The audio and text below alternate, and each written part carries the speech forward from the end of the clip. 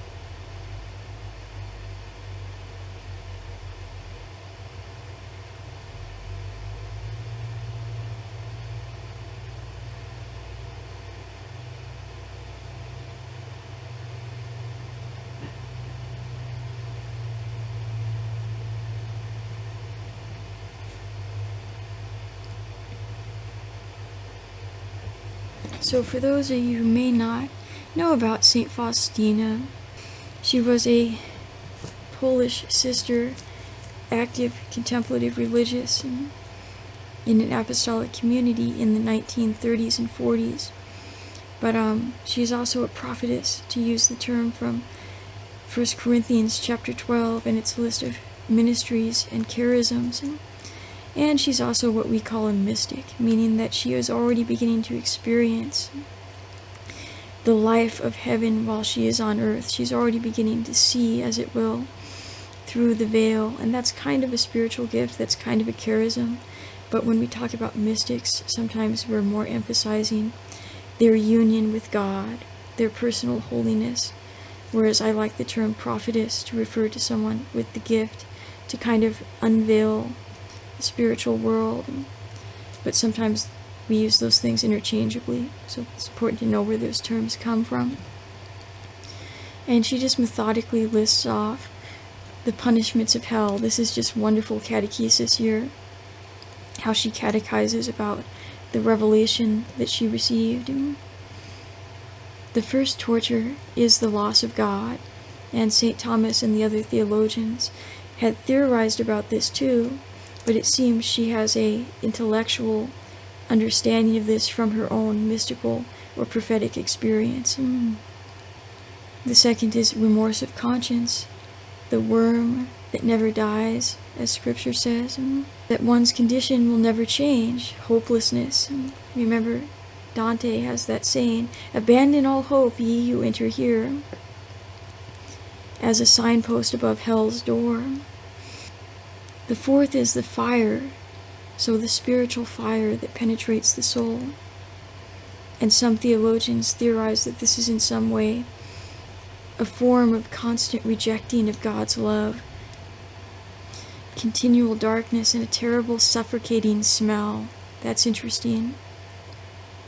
So smell is one of the most primeval instincts and senses that we have. So perhaps there's something to that in the spiritual world. Darkness, the deprivation of all that's necessary and good and pleasant. And here's the important part. It's not just a free-for-all down there, and it's not just unrestricted play. Instead, the devils and the souls of the damned see each other and all the evil, both of others and their own. The sixth torture, again, is that you're not alone in most cases. Granted, there are different punishments for different types, and the Church's teaching in recent years really emphasizes the interior quality of hell. It emphasizes that hell exists within me, within my heart. So it's not something imposed from without by some torturer. However, it's also a community experience for most people at most times, sadly. So the sixth torture, Faustina says, is the constant company of Satan. The seventh torture is horrible despair, hatred of God, vile words, curses, and blasphemies. And then there are some special tortures designated for particular souls regarding the senses, and we'll have to get into that later on. But let no soul be excused in saying that there is no hell. So her prophecy is not just for her. It has a character of public witness for others. She is acting as an official messenger and minister of God, saying, I have seen this, I've witnessed to this, and no one should be excused. Many people, the saints tell us, are lining up to go to hell because they don't believe that there is a hell. And she's saying, no, I have seen it, I've been there. I could hardly recover from the fright. How terribly souls suffer there. So unfortunately, some people actually think that hell is just kind of a party place, kind of a tamed down vision of hell is often given to people. For example, someone asked, is afterlife, hell, the same as life on earth, and only considered bad and horrible when compared to heaven? And the answer is no. Hell involves constant anguish, unlike life on earth. Hell is not a place where everyone is free to do as they like within certain just limits, or within the limits of reciprocality, which means I will do to you what you do to me. It's not freedom from pesky rules, as some people have imagined. Remember that song from the old songs, Only the Good Die Young?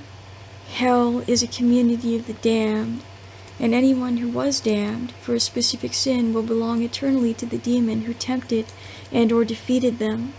The damned person will be a slave forever to doing that demon's bidding, because they freely agreed to it. That's the most awful part, is that you freely chose it.